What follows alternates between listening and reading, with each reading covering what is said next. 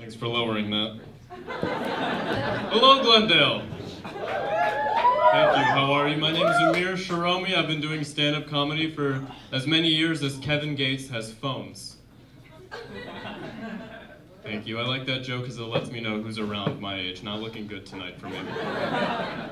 Now, because this is an LGBT show, I know as soon as someone comes on stage, you're like, ooh, he's an ultra gay, isn't he? I'm actually just a regular straight. I'm just a heterosexual golden brown croissant. Just a horchata with too much cinnamon, that's me. Now, I am a straight,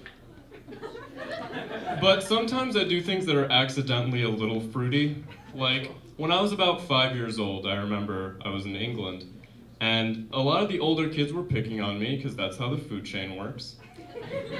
And according to the movies my sister watched, I knew that if I had to earn their respect, I had to join a gang.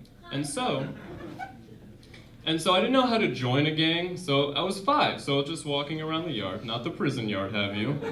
The playground, and I was like, are you in a gang? And I was one pair of aviator sunglasses away from being a terrible undercover police officer. I was like, are you in a gang? You? Pray tell you are involved in the gang? No one was in a gang. They were all 10, which might be the thing. No one was in a gang, so I thought, well, if I'm gonna get some justice, I'm gonna have to start my own gang. And there's a lot of paperwork you gotta go through. So I start this gang, and I just asked kids around my age that weren't having the bullying. I was like, do you want to join my gang? And they were like, yeah, like, let's join the gang. Are there jackets? Like, they didn't ask if there were 4. They didn't wear jackets. And so the next day, I go up to the guys, and I go, you can't mess with us anymore. And he said, why not? And when you're the leader of a gang, there's a lot of responsibility. So I realized I have to name the gang.